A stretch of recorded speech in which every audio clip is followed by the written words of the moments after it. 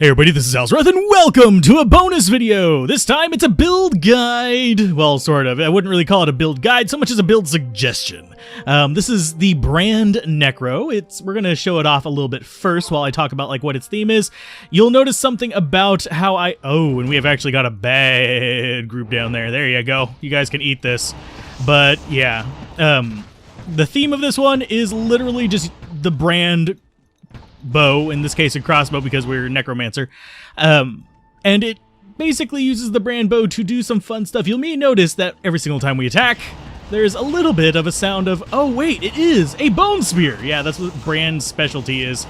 And you guys need to not see what's going on here because I don't need you attacking my mercenary. Same for you slingers, because those slingers actually have piercing attacks. So yeah, we actually got a really bad spawn out here. But for the most part, this build actually does really well against like clustered groups.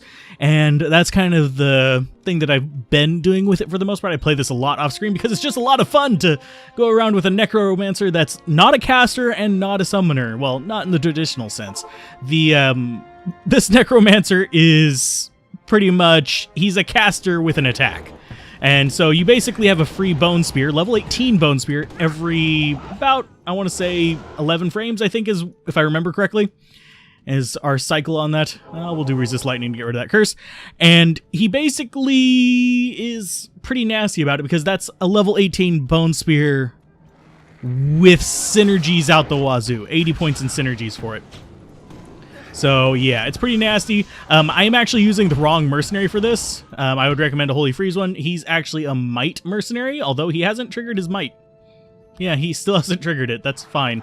But yeah, he's pretty solid. We use him for conviction on the fire damage. Normally I would have more fire charms, so I'd be doing more fire damage with this, but they're on other characters, and you can see that we don't really need the fire damage to kill things.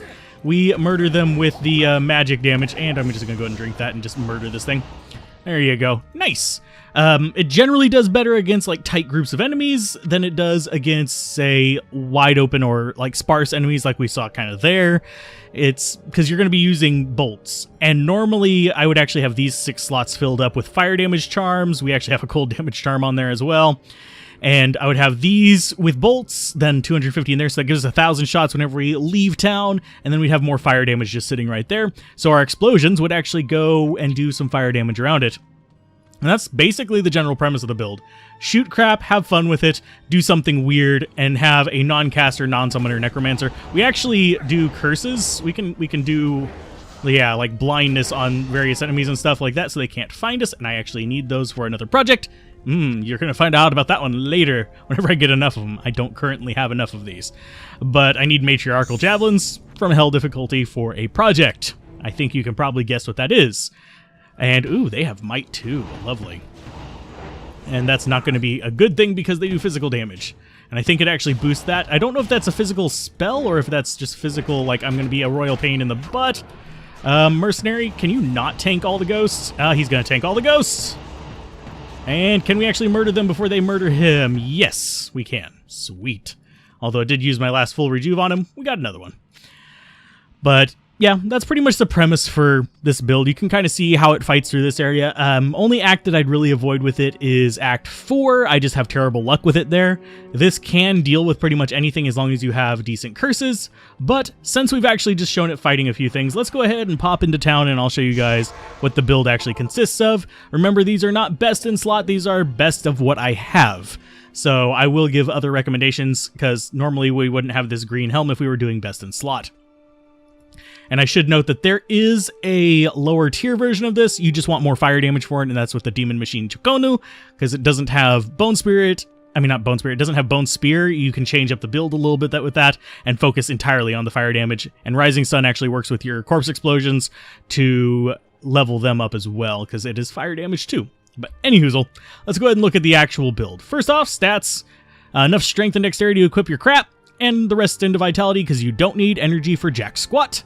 On skills, we're going to be looking at, I did a bunch in the curse tree. Generally, all that I would do if you were just like completely focusing on this, because I did this character into a few different builds over time, and that's why we have a Might Merc instead of Frozen Aura, is Amplify Damage and Dim Vision. Dim Vision helps you just with like groups of enemies, and if you have any more plus skills, you can actually get that up to a decent radius. If you're really having trouble with a lot of ranged enemies, you can actually put more points into it if you want. It does keep them blind for about 3 seconds, so that does help out. It stops them from attacking you at a distance.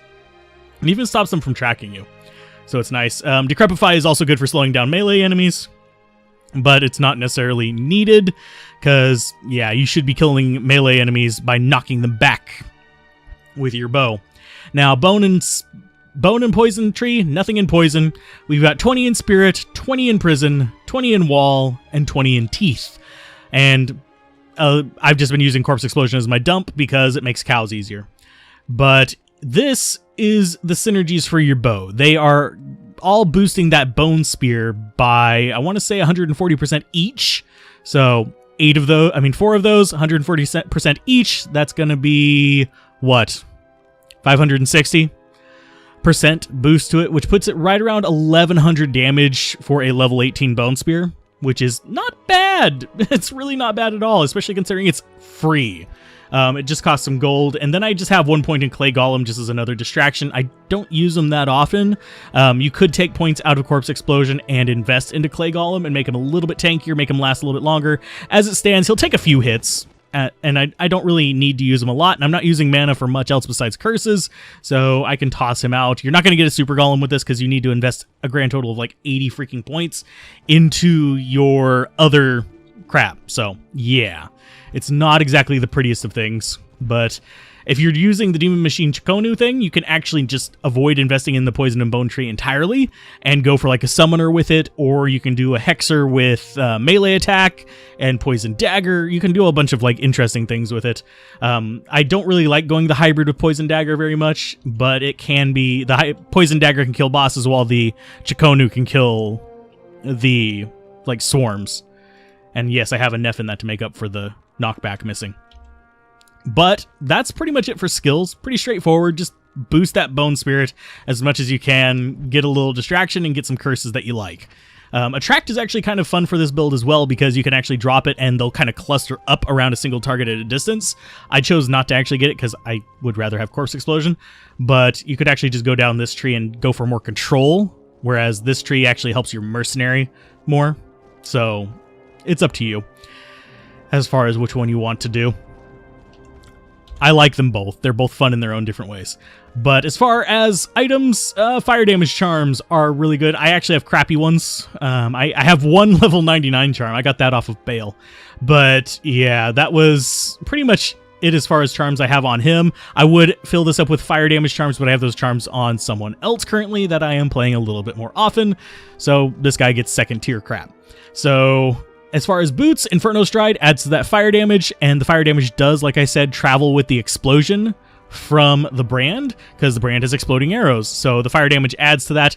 I'm kind of sad that they got rid of the bug that used to exist, at least I think it was a bug, where each source of fire damage increased the radius of the explosion, so you actually had some insane Fire Sorceress and Necromancer bow builds that would just like sweep cows, almost as good as a Javazon, but that was way back in the day. That was several patches ago. You can't do that anymore. On the gloves, I have Lava Gout. Gives us enchant, which is nice. It adds a little bit more fire damage, and it does the whole accuracy boost as well if you are against an enemy where ignore target defense doesn't work. Lava Gout itself also adds fire damage on top of that. It has 20% increased attack speed, which helps us hit that breakpoint that we need to actually hit the 11 frames. Otherwise, it's just 12 frames.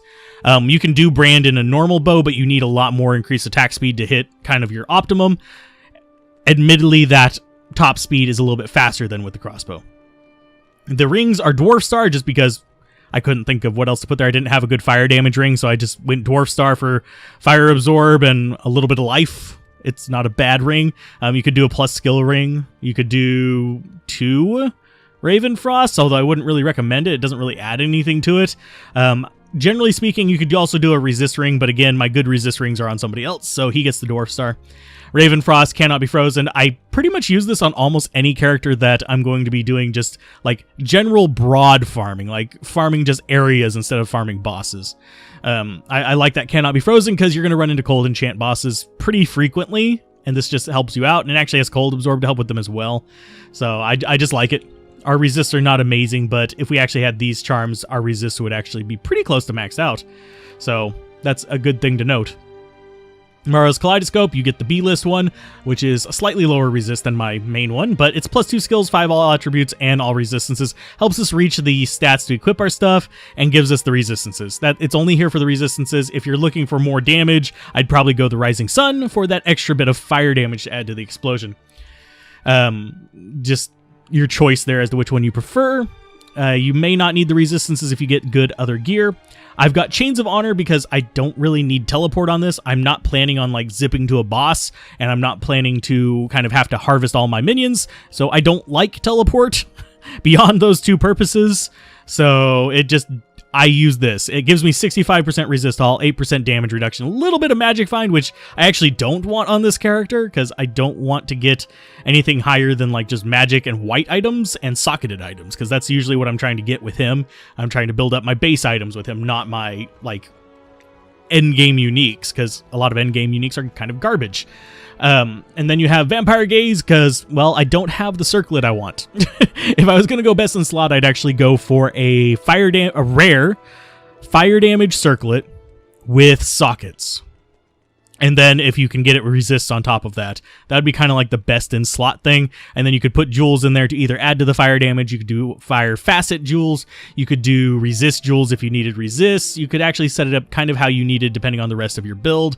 Vampire Gaze with an in it gives me the resist and the damage reduction I need. It's there. It's just a good helm. I pass it around a lot to my characters. Whenever I can't decide a helm, it's either this or a Harlequin Crest to actually a Shaco, for those of you who use the other slang. Basically, those are the two things I pass around between the characters if I can't decide on a helmet specifically for that build. You may notice I don't have much Crushing Blow, if at all. I don't think I actually have any Crushing Blow on this anymore. Yeah, I don't. Crushing Blow is nice, but it's reduced for ranged attacks, and we're actually not doing that much in the way of actual physical attack. So, yeah. I forget whether Fire Arrow actually will trigger Crushing Blow, but you wouldn't be able to get that much of it, so I stick with what I've got and let the Bone Spear do most of the damage. As you saw, it ripped things to pieces. And our belt is Razor Tail. I use it for piercing because we don't have piercing on the bow. If I'm using this right here, the Demon Machine, I generally don't use Razor Tail because this has 66% pierce. This has 33% pierce. Yeah, it would get you closer, but you can use either one. I actually prefer the belt that slows enemies whenever I'm using this, because it just helps me deal with them more, and it works better with the Golem because you can actually do summons with that build, and you can have a super Clay Golem to slow things down to a snail's pace. And then you have Brand, the cornerstone of the beast. 35% chance to cast level 14 amplify damage when struck. 100% chance to cast level 18 Bone Spear when striking. And it's 100% chance. I have to mess around with it. I have to play with it. It's expensive to do this Brand bow, but I like it. And it makes me happy, so I'm gonna do it. It fires explosive arrows or bolts, as we already mentioned. Enhanced damage, we're not doing a lot of physical damage. It has a decent base damage for a bow, so it's not terrible in that regard. We just don't have anything to really boost it up, so it's not really that amazing. Ignore target defense works for most of the enemies, so you're gonna be hitting things. I think Fire Arrow actually contributes to that as well, so it's one of those things, but ignore target defense means that for normal enemies, you're going to be able to hit them for the most part. Bosses and stuff like that, it's a little bit different. You're not going to be able to hit them with it, but it's going to be one of those like weird kind of side things. 20% bonus to attack rating. Nice. That helps us with those ones that we can't actually hit that well, because it gives us the attack rating boost to absolutely atrocious. As you can see there. Extra boost damage to demons. We're not doing a lot of damage to demons to begin with, so that extra damage to demons doesn't really add up to much, but it's okay versus bosses. It adds to our things. Deadly Strike doubles it as well, so that's kind of nice. Prevent Monster Heal keeps things from healing on you. That's just mostly for normal enemies. I don't think act bosses can heal anymore. And then you have Knockback naturally on it, which knocks back enemies and keeps them at a distance, which is lovely. So that works out for me. The only real downsides of this build that get kind of frustrating is ammo management, because unfortunately, you're going to be in a situation where you only have about 1,000 shots with it. Yes, you can actually switch over to using Bone Spirit as a backup if you really, really run out of ammo in the middle of like something important. Otherwise, you go down, you shoot 1,000 times, you come back up for more bolts, or you pick them up along the way and try to go with it like that. But it's not terribly unenjoyable to have to do that. You can get enough ammo to actually run through it and actually have some fun with it. If you want teleport with it, you can get an Enigma. It's not going to hurt it that much. We actually have, I think, 500% damage to demons. Yeah, because of this. But on the alt, I'd actually use some battle orders and stuff like that, but I've got to keep edge on this guy for gambling purposes, because I need to do some more of that, and he has the name The Gambler for a reason. Now, the last thing is the Mercenary. You may notice he already has an infinity. He's got my one Endariel's Visage. That is actually a decent Endariel's Visage. It's a high-end one. We've got the +2 all skills on it, which is nice. 10% life leech keeps him alive. And we've got a 38% enhanced damage, and if I remember correctly, it had something else on it. I forget what else. It might have just been an enhanced damage tool. Or was it a... Yeah, I think it's just enhanced damage. Oh no, it was 15% increased attack speed and 38% enhanced damage. So it was almost good. But yeah, that's a good helmet just in general, so I decided to put a good jewel in it. And then you have Fortitude Archon Plate. This is my B-list one. It's still decent. Got 1,300 defense on it. And yeah, it gives all resistances. It gives enhanced damage to him, which helps him there. He still doesn't have his Might Aura running. I don't know why he hasn't triggered it, but it goes up to about 6,000 with that. And I've got my B-list Infinity, which is the non-ethereal one. It does Conviction and enhanced damage, has enemy lightning resist lower, but has Crushing Blow, most importantly for him. A little bit of Magic Find. It's just a good polearm if you're going to be doing elemental damage. Mostly I do it for the fire end of things. I could switch over to like various other things, like I could have do the one that gives him concentration if I wanted to. That would actually not be terrible. I could do the one that gives him fanaticism, which would mean I could actually replace these with like Hellmouth or something like that. But at the same time, these are fine. I actually like these. So yeah, there's not really much you need to do with him. You could actually just kit him out specifically to help his survival if you wanted to, which is kind of what he's at right now. But that is the brand build. You guys are welcome to post suggestions on what you would do differently on this build down below. This is just the variation on it that I enjoy the most, and I actually find it fun to just go through pretty much all the acts. I tend to avoid Act 4 with it, but I like going through all the acts with it and just killing things, getting myself socketed items and crap. So, and crap for crafting, of course, because I'm going to need a bunch of that. And yeah, it's just a fun little build that plays off of an aspect that most people don't really pay attention to, and that is that skill tree synergies actually affect items. So this 80 will actually affect the item. The Tesladin plays on the same kind of thing, using resistance auras to boost your Holy Shock, even though you have 0 points in Holy Shock. So yeah, if you guys enjoyed this, be sure to like, comment, and subscribe. And if you want to see a specific type of build or specific theme of build, mention it. I'll see if I can work something up and see if I can find something that I personally enjoy with it, because that's my main criteria for whether it's going to be on a build guide. Not whether it's overpowered, it's whether I find it fun to freaking play. So, keep gaming, have fun. Peace out. This has been Alzorath. Bye.